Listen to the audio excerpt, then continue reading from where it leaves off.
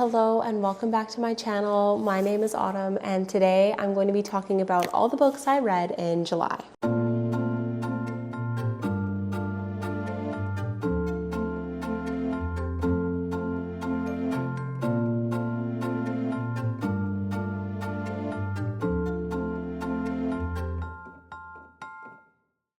Okay, so to start off with a little bit of statistics, I read 5 books in July, and one of those books was actually a 5-star read.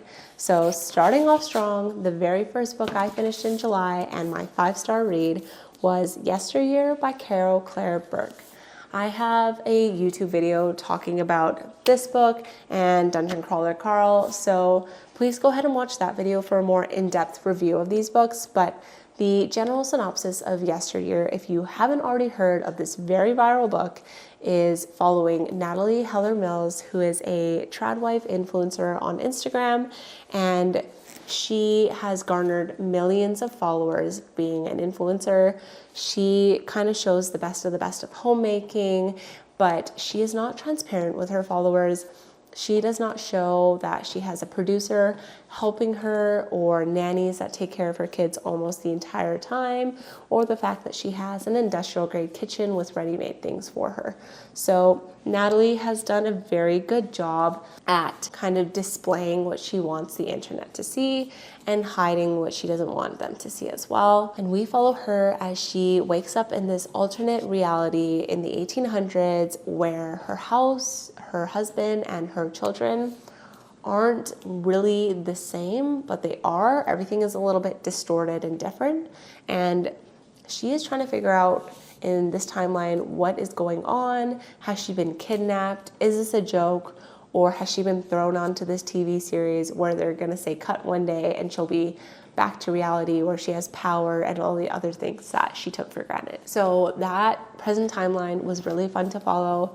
And I also enjoyed reading the past timeline of how she ended up becoming a trad wife influencer, how she met her husband, and all the things that she was willing to do to become this influencer and stay at the level that she's at. And her inner dialogue is so volatile. She is kind of right off the start a really unlikable character, and the more that we read in her point of view, the more unreliable she becomes as well. So I just didn't like her as a main character, and that made me like her way more, because I think oftentimes we don't get to read with our main characters being unlikable, and so it was just so refreshing having something so different and so unique to read.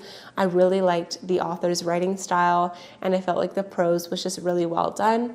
I would highly recommend this book to anyone who likes fiction or just thinks that the concept sounds kind of cool, because it really is. And even if you don't give it a 5-star, it's just one of those books that you will not forget reading. I would absolutely recommend Yesteryear. And then the next 2 books, I actually listened to the volumes 2 and 3 of the Unselected Journals of Emma M. Lyon by Beth Brower.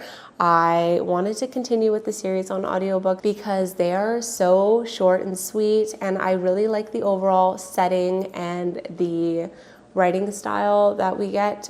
We are pretty much following Emma M. Lyon as she returns to her house in London, and she finds out that her cousin, who had been living there, had actually spent pretty much all of her inheritance that her parents left her. And so she realizes quite quickly that she needs to do something to start earning money so she can keep her house. And it's just so funny reading about it because Emma is a very fierce character. She is very driven and she is quite opinionated, and she is just so witty, which I think just makes for a perfect likable character. I really enjoy that the author does this as journal entries. I think that's really fun. I kind of had a little bit of a complaint about the first one, which I mentioned in my June wrap-up video, but overall the second book was a 3.5 stars. She is just so likable, and I love reading her interactions with other characters and seeing the possible romantic interest that she might have and how she navigates that, because it's quite hilarious, honestly. But the third book is what I really enjoyed. That volume I gave 3.75 stars because the way it starts off is just so fast-paced and so intriguing and interesting that I wanted to keep finding out what was happening. I felt like that journal entry was done really well because there was a little bit more happening, so it didn't feel quite as mundane as the first two novellas. I would highly recommend listening to the series if you like historical fiction, if you think it would be fun to read like a fake journal entry, and if you like reading about strong female characters. This is a great series to either listen to or read. Okay, and then the next book I picked up was Dungeon Crawler Carl by Matt Dinniman. I also read this book in the same video that Yesteryear is in, so go ahead and watch that for more in-depth thoughts about this one. In this book, we are pretty much following Carl and his ex-girlfriend's cat, Princess Donut, as they survive this alien invasion on Earth, which pretty much destroys all of Earth-made structures, and they are thrown into this intergalactic game show called Dungeon Crawler. So pretty much all the surviving humans have a choice to enter this game show. At the time, Carl and Princess Donut don't really have a choice. They have to enter this game show to survive. And so they enter this game show on level 1, and they pretty much have to fight to survive against all these weird monsters and creatures and traps as contestants in this game show that is televised for the entire galaxy. I think that the concept of this book is so fun and intriguing.